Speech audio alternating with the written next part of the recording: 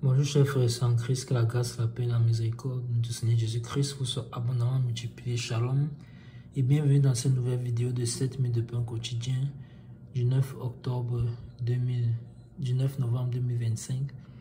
Nous allons poursuivre notre lecture dans le livre de Actes des Apôtres chapitre 9 et nous allons lire aujourd'hui le verset 2.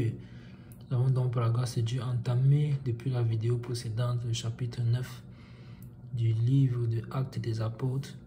Et nous avions vu dans la vidéo précédente que Saul, le Saint-Esprit, donc voulait déjà commencer à mettre l'emphase sur un autre homme qu'il va utiliser puissamment pour sa gloire, tout comme il avait fait pour Étienne, pour Philippe, et maintenant pour cette nouvelle homme. Et cette nouvelle homme n'est rien d'autre que, n'est personne d'autre que Saul, qui deviendra plus tard Paul, c'est-à-dire l'apôtre Paul. Et nous avons vu dans la vidéo précédente que ce Saul-là, animé dans le zèle de vouloir défendre la doctrine qu'il connaissait des pharisiens, de vouloir défendre ce qu'il considère alors comme la loi de Dieu, persécutait l'église du Seigneur, persécutait le corps de Christ, mettait même certains à mort, et il s'est rendu vers le souverain sacrificateur. On s'est donc posé la question de savoir, mais que va-t-il faire là-bas? Il a déjà persécuté les bien-aimés, que va-t-il faire? Qu'est-ce qu'il va faire là-bas chez le souverain sacrificateur?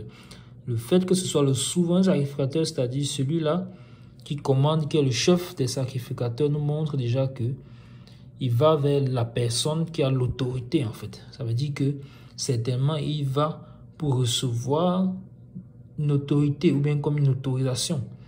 Et nous avons dit, ok, nous allons voir dans la prochaine vidéo qu'est-ce qu'il en sera. Je lis dans le verset 22 pour que nous voyons, puisque c'est ce verset 2, qui renferme en fait le motif pour lequel Saul était allé vers le souverain sacrificateur. Ce verset dit ceci: et lui demanda des lettres pour les synagogues de Damas, afin que s'il s'y trouvait des partisans de la nouvelle doctrine, hommes ou femmes, il les amenait liés à Jérusalem.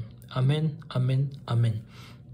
Donc encore une fois de plus, Saul, dans ce zèle-là, dans ce zèle amer, se retrouve donc devant le souverain sacrificateur pour lui demander des lettres, pour aller faire quoi? Pour aller prendre tous ceux qui à Damas sont partisans de la nouvelle doctrine. Donc vous voyez ceci, on considère les nouveaux chrétiens en fait comme un parti, un nouveau parti croyant à une nouvelle doctrine. Et il faisait donc tout pour éliminer tous ceux qui croyaient à cette nouvelle doctrine. Et vous voyez mes bien-aimés, et devant qui est-il allé chercher une autorisation pareille? Devant le souverain sacrificateur, celui-là même qui est supposé reconnaître le Messie, qui est supposé enseigner, qui est supposé avoir l'autorité. Il n'a pas reconnu le Seigneur Jésus-Christ quand il est venu.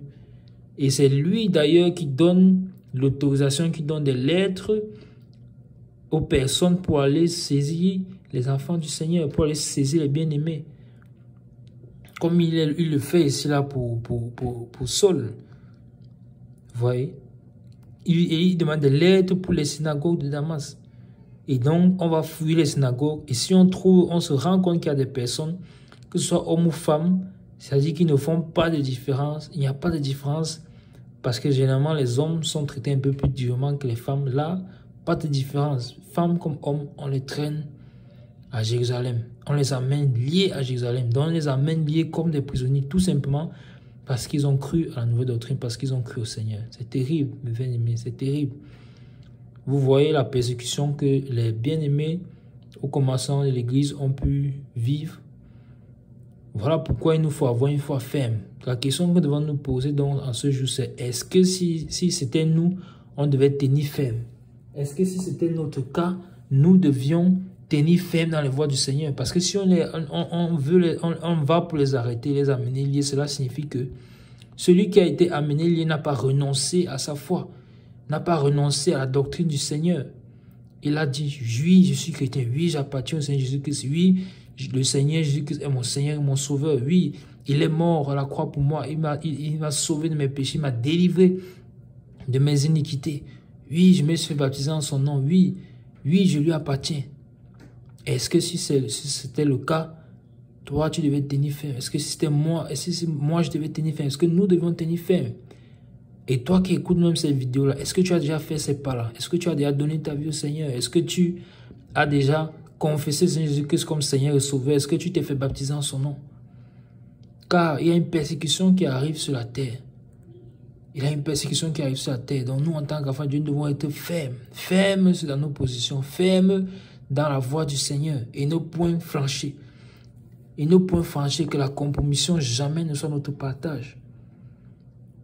Alors, ils amenaient femmes comme hommes liés à Jérusalem. Pourquoi à Jérusalem? Parce que évidemment, c'est à Jérusalem qui avait dans le centre de coordination de torture, si on peut dire ça ainsi. Et en plus, du lieu de commandement, puisque ce souverain sacrificateur vers qui Saul vient, il se trouve lui-même à Jérusalem.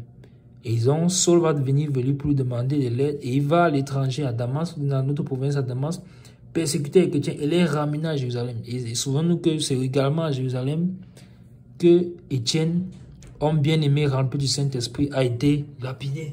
Toujours à Jérusalem. Et le Seigneur avait déjà dit cela, étant tout triste. Jérusalem, Jérusalem, toi qui persécutes ceux qui te sont envoyés, à combien de reprises ai-je voulu te rassembler, comme une poule rassemble ses petits.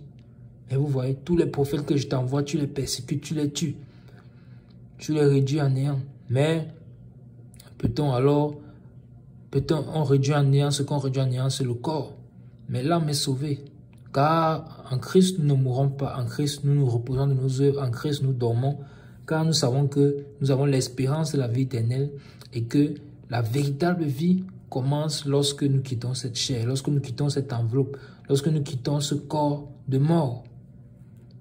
Amen. Et c'est ce que le Seigneur avait dit, la parole avait dit, quand Étienne s'est endormi après avoir été lapidé. Il s'endormit. Il s'endormit.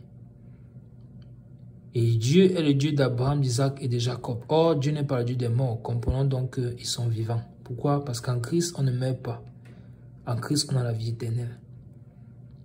Donc, mes bien-aimés, soyez encouragés à ce jour à tenir ferme pour le Seigneur, à ne point flancher sur nos valeurs. Peu importe où nous nous trouvons, peu importe que ce soit au travail, dans les différentes situations, à l'école, avec nos connaissances, dans la famille, que jamais n'entrons dans la compromission.